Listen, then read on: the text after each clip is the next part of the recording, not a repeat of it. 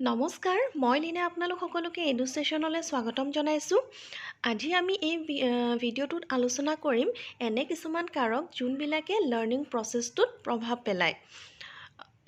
এই কাৰকসমূহনো কেনেধৰণৰ ফাৰ্ষ্টতে ইন্ট্ৰডাকশ্যনটো চাই লওঁ আহক। Learning is a comprehensive process. This process is influenced by a variety of factors related to the learner, the teacher, the process and the content. মানে learning গোটেই বিষয়বস্তুটো এটা কম্প্ৰিহেনচিভ প্ৰচেছ, অৰ্থাৎ ইয়াৰ পৰিসৰ যথেষ্ট বহল, ইয়াত বিভিন্ন ধৰণৰ কথা সোমাই থাকে আৰু এই লাৰ্ণিং পদ্ধতিটোত বিভিন্ন ধৰণৰ কাৰকে প্ৰভাৱ পেলায়, যোনবিলাক ধৰক লাৰ্ণাৰ ৰিলেটেড হয়, টিচাৰ ৰিলেটেড হয় বা প্ৰচেছটো ৰিলেটেড হয় বা বিষয়বস্তু বা কণ্টেণ্ট ৰিলেটেড হয়। এতিয়া চাওঁ আহক ফেক্টৰ্ছসমূহনো কি কি।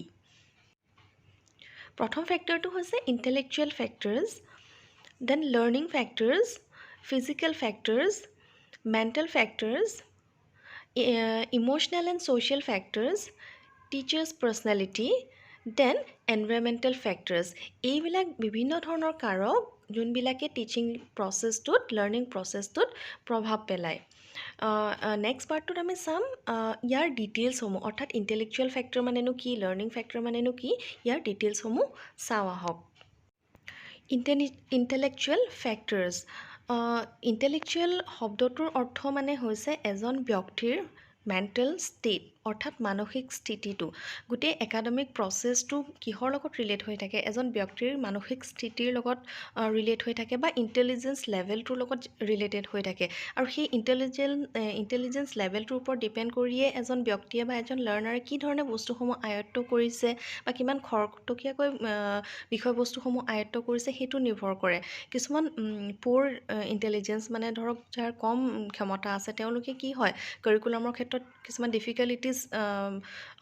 ডিফিকাল্টিজ ফিল কৰে, যাতে মানে বস্তুবিলাক সহজতে বুজিব নোৱাৰে, তেনেধৰণৰ প্ৰব্লেম তেওঁলোকে ফেচ কৰে।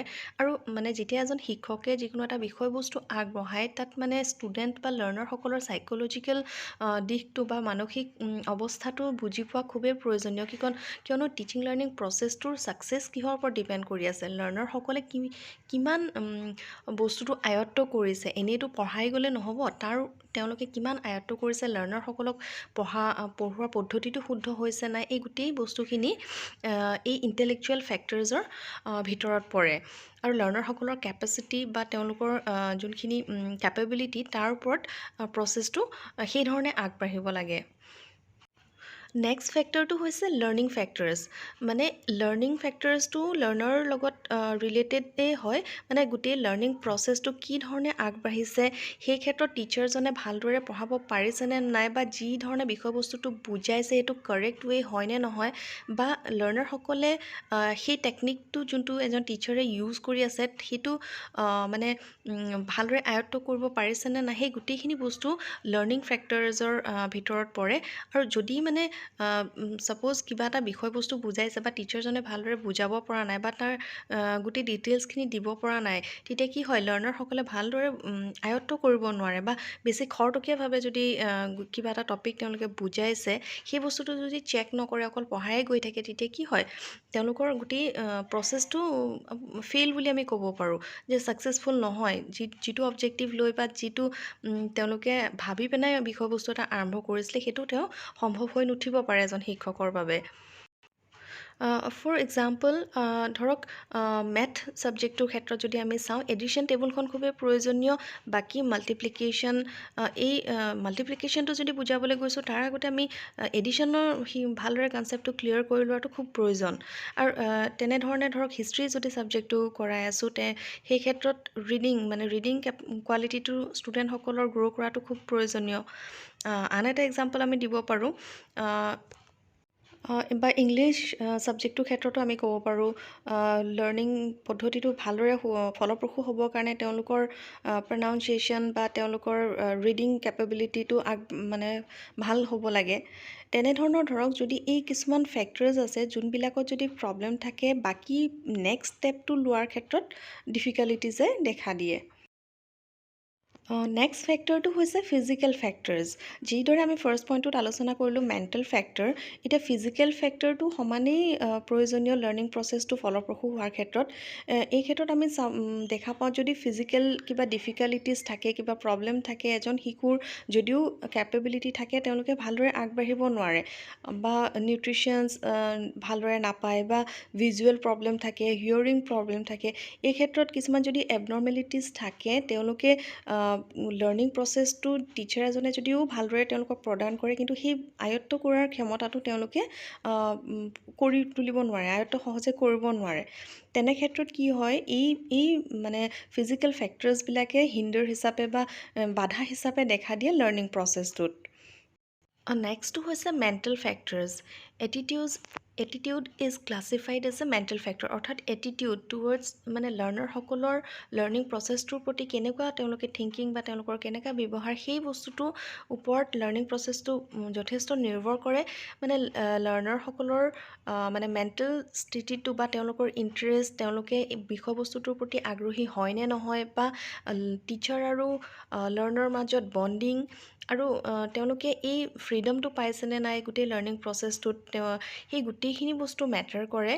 মানে লাৰ্ণিং প্ৰচেছটো ফলপ্ৰসূ হ'বৰ কাৰণেই এই মেণ্টেল ফেক্টৰছবিলাকে যথেষ্ট তাৰ ওপৰত যথেষ্ট নিৰ্ভৰ কৰে। নেক্সট টপিকটো হৈছে ইম'চনেল এণ্ড ছ'চিয়েল ফেক্টৰছ, অৰ্থাৎ এজন ব্যক্তিৰ ইম'চনেল আৰু ছ'চিয়েল ফেক্টৰছবিলাকেও লাৰ্ণিং পদ্ধতিটোত বা প্ৰচেছটোত যথেষ্ট প্ৰভাৱ পেলায়। আৰু কি হৈছে এই বস্তুটো ইম'চনেল ফেক্টৰটো চাইক'লজিৰ লগত ৰিলেট হৈ থাকে।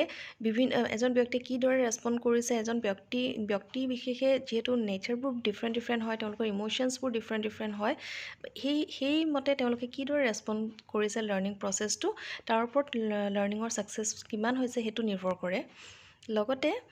লগতে কি হয় লাৰ্ণাৰসকলৰ মানে বিভিন্ন বিষয়বস্তু চবেই ধৰক কিবা এটা ছাবজেক্ট, ছাপ'জ মেথ ছাবজেক্টটো কিছুমান লাৰ্ণাৰে খুব ভাল পায়, মেথছটো ইজি তেওঁলোকৰ কাৰণে, কিন্তু মেক্সিমাম লাৰ্ণাৰৰ কাৰণে মেথ ছাবজেক্টটো যথেষ্ট ডিফিকাল্ট হয়। সেই পাৰ্চনেলিটি ডিফাৰেঞ্চেছৰ কাৰণে বা তেওঁলোকৰ যোনটো কানেক্ট কৰিব নোৱাৰে, সেইকাৰণে কি হয় বিভিন্ন ধৰণৰ ডিফাৰেঞ্চেছ আমি দেখিবলৈ পাওঁ। কিছুমানে কোনোবা এটা ছাবজেক্ট খুব বেছি ভাল পায়, কিছুমানে সেই ছাবজেক্টটোকে বহুত কমপ্লেক্স যেন পায়। এই তেনেধৰণৰ ফেক্টৰছবিলাক ইম'চনেল বা ইম'চনেল ফেক্টৰ বুলি আমি ধৰিব পাৰোঁ। আকৌ ছ'চিয়েল ফেক্টৰছবিলাক কেনেকুৱা হয়, মানে ধৰক ক্লাছৰুমত যেনেকৈ সহপাঠীসকলৰ লগত তেওঁলোকে শিকে, সেই ক্ষেত্ৰত কিছুমানৰ মানে তেনেকুৱা থাকে যে মই ভালদৰে নোৱাৰোঁ বা লেক অফ কনফিডেণ্ট হয় তেওঁলোকে, বা টিচাৰসকলে যদি কেতিয়াবা তেওঁলোকক যদি নেগেটিভ কমেণ্ট কৰে, তেনে ক্ষেত্ৰতো তেওঁলোকে ইম'চনেলি বা সেই ছ'চিয়েল ফেক্টৰটো দেখা দিয়ে। আৰু কিছুমান ক্ষেত্ৰত কি হয় আনহেল্ডি মাইণ্ডছেট বা এনজাইটি থাকে, ভয় থাকে, কিছুমান বিষয়বস্তু সেই কনফিডেঞ্চ লেভেলটো গ্ৰ' নকৰে।